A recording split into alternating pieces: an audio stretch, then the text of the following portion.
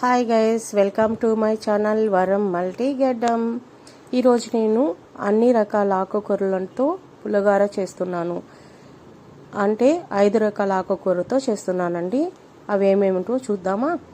ముందుగా అట్టి మామిడాకు అంటారు దీన్ని. అట్టి మామిడాకు తీసుకున్నాను, గోంగూర తీసుకున్నాను, బచ్చలాకు, అలాగే తెల్ల గల్జరాకు, తోటకూర. ఇప్పుడు వీటికి ఇంకా మనం ఇంగ్రీడియంట్స్ వేయాలి. ఉల్లిపాయలు, పచ్చిమిర్చి, టమాటా, వెల్లుల్లి, చింతపండు. ఒక నిమ్మకాయ సైజ్ తీసుకున్నానండి, ఎందుకంటే ఇందులో గోంగూర వేస్తున్నాం కదా, అందులో పులుపు ఉంటుంది. టమాటాలు వేస్తున్నాం కాబట్టి కొద్దిగా వేస్తున్నాను.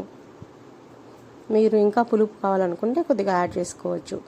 దీనికి ముందుగా స్టవ్ వెలిగించుకొని ఒక పాత్ర పెట్టుకోవాలి.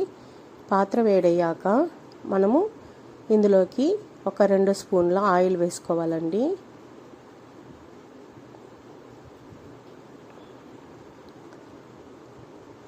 ఆయిల్ వేసుకున్న తర్వాత ఆయిల్ వేడైనాక మనము ముందుగా కట్ చేసి ఉంచుకున్నాం కదా పచ్చిమిర్చి వేసుకోవాలి.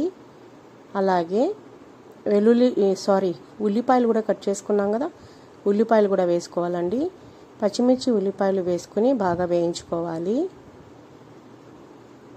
పచ్చిమిర్చిని అలాగే వేయకూడదండి, నేను చీల్చి వేసుకున్నాను, లేదంటే చిట్లి మొగం మీద పడుతుంది. జాగ్రత్తగా చూసుకోవాలి, చేతుల మీద మొఖం మీద పడుతుంది. ఘాటు పెట్టుకుని వేసుకోవాలి పచ్చిమిర్చి.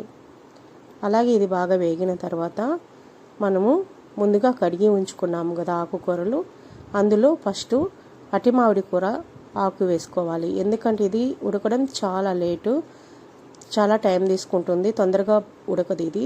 అందుకని అట్టి మామిడాకు ముందుగా వేసుకుంటున్నాను. ఈ అట్టి మామిడాకు అండి కిడ్నీలో స్టోన్స్ ఉన్న వాళ్ళకైనా ఎవరికైనా కానీ ఇది చాలా అంటే చాలా హెల్త్ బెనిఫిట్స్ ఉన్నాయి ఇందులో. కిడ్నీ స్టోన్స్ ఉన్న వాళ్ళు ఎక్కువ యూస్ చేస్తే కిడ్నీ స్టోన్స్ కరుగుతాయంట మరి చెప్తారు.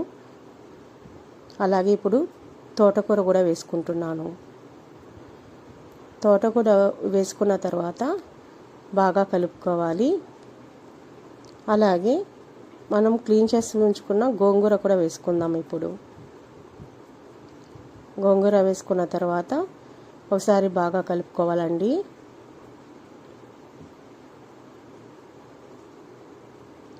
అలాగే ఇప్పుడు బచ్చలాకు వేసుకుందాం.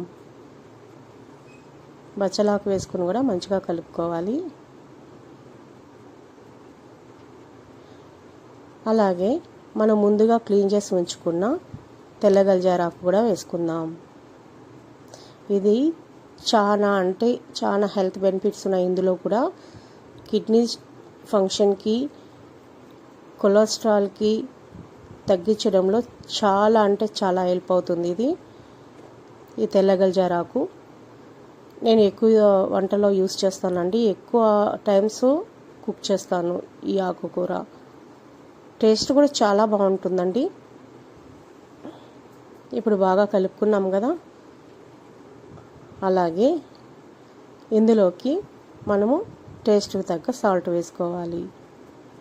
సాల్ట్ వేసుకున్న తర్వాత ఇందులోకి నేను 1/2 చెంచా పసుపు వేసుకుంటున్నాను. వేసుకుని ఒకసారి బాగా కలుపుకొని తర్వాత వెల్లుల్లి ఒక 5-6 రెబ్బలు వేసుకుంటున్నానండి. అలాగే ముందుగా కట్ చేసి ఉంచుకున్న టమాటాలు కూడా వేసుకుంటున్నాను. టమాటాలు వేసుకున్న తర్వాత ఒకసారి బాగా కలుపుకోవాలి. ఎందుకంటే ఇందులో మనం వాటర్ ఏం వేయలేదు కదా ఇప్పటి వరకు, అడుగు పడుతుంది, జాగ్రత్తగా చూసుకుంటూ కలుపుకోవాలి. మరి చాలా అంటే చాలా టేస్టీగా ఉంటుందండి. రైస్లోకి ఒక్క ముద్ద కూడా వదలకుండా తినేస్తారు మీరు, అంత టేస్టీగా ఉంటుంది. బాగా కలుపుకోవాలండి. మూత పెట్టి కుక్ చేసుకుంటూ అప్పుడప్పుడు మూత తీసి కలుపుకుంటూ ఉండాలి. ఇప్పుడు ఒకసారి మూత తీసి ఒకసారి మళ్ళీ మనం కలుపుకుందాం.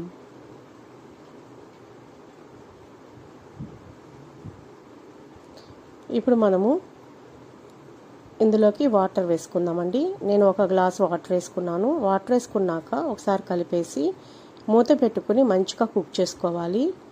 5 to 10 minutes మూత పెట్టుకొని కుక్ చేసుకుంటే ఆకుకూరలన్నీ బాగా కుక్ అయిపోతాయి. ఒకసారి ఇప్పుడు మనం చెక్ చేసుకుని కుక్ అయిందా లేదా. ఇందులో కుక్ అయిన తర్వాత చింతపండు రసాన్ని వేసుకోవాలి. చింతపండు డైరెక్ట్గా కూడా వేసుకోవచ్చు, కానీ నేను చింతపండు నానబెట్టి రసం తీసి వేసుకుంటాను. వేసుకున్న తర్వాత ఒకసారి కలిపి మళ్ళీ మూత పెట్టి ఒక 2-3 మినిట్స్ కుక్ చేసుకుంటే చాలండి.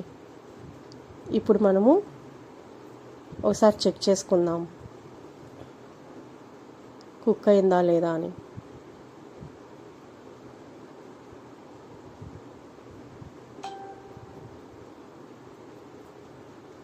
కుక్ అయిపోయింది.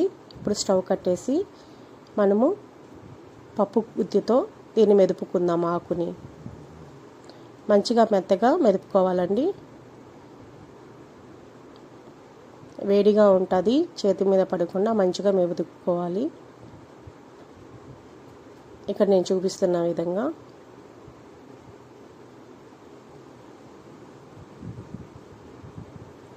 బాగా మెదుపుకొని పక్కన పెట్టుకోవాలి. ఇప్పుడు మనము పోపు పెట్టుకోవాలండి. దానికోసము ముందుగా స్టవ్ వెలిగించుకొని కడాయి పెట్టుకోవాలి. కడాయి పెట్టుకున్న తర్వాత ఇందులోకి ఆయిల్ వేసుకోవాలి.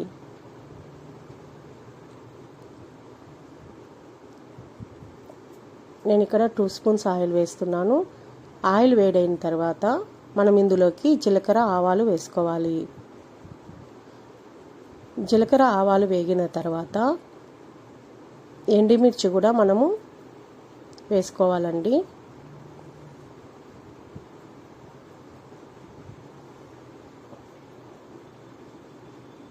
ఎండుమిర్చి వేసుకుని మంచిగా వేయించుకోవాలి. వేయించుకున్న తర్వాత మనము ముందుగా కట్ చేసి పెట్టుకున్న ఉల్లిపాయలు వేసుకోవాలి.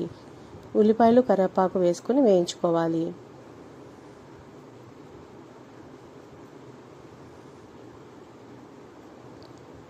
ఉల్లిపాయలు కరివేపాకు మనం వేసుకున్న ఉల్లిపాయలు మొత్తం బ్రౌన్ కలర్ వచ్చేదాకా వేయించుకోవాలండి.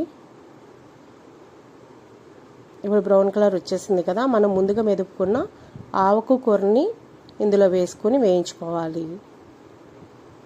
ఇందులోకి మనం కొద్దిగా కూడా వాటర్ వాడలేదు. స్టార్టింగ్ కుక్ అయ్యేటప్పుడు వేసాము, ఇప్పుడు వాడట్లేదండి. ఇంక వేయకూడదు వాటరు. ఇది ఒక 1 వీక్ అయినా చెడుతూ చాలా బాగుంటుంది, పాడవకుండా ఉంటుంది. మనము ఒక 5 మినిట్స్ కుక్ చేసుకుంటే సరిపోతుంది. పోపు పెట్టుకున్న తర్వాత అంతేనండి, ఎంతో టేస్టీ ఆకుకూర పులగూర రెడీ అయిపోయింది. ఆకుకూరతో పులగూర. మీకు కనుక నచ్చినట్లయితే ఒకసారి ట్రై చేసి ఎలా ఉందో నాకు కామెంట్ చేయండి. చూడడానికి చాలా బాగుంది కదా, తినడానికి కూడా అంతే టేస్టీగా ఉంటుంది. మీరు ఒకసారి కానీ చేశారంటే అస్సలు వదరు, అంత టేస్టీగా ఉంటుంది. అంతే, ఎంతో టేస్టీ ఆకుకూరతో పులిహోర రెడీ అయిపోయింది. Thank you for watching.